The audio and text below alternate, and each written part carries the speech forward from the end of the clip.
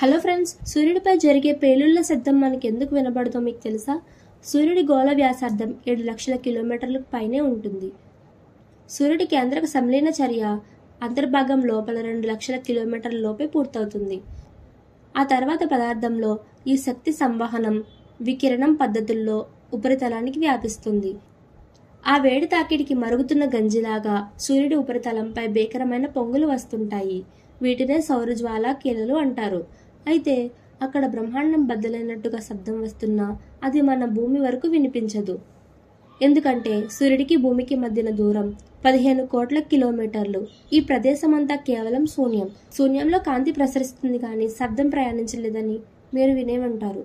సూర్యుడికి భూమికి మధ్య విస్తారంగా శూన్య ప్రదేశం ఉండడం వల్లనే మనం భీకరమైన సూర్యుడి శబ్దాన్ని వినలేము. Thank you friends. ఇలాంటి మరిన్ని వీడియోలు కావాలనుకుంటే ఇప్పుడు నా ఛానల్ను సబ్స్క్రైబ్ చేయండి.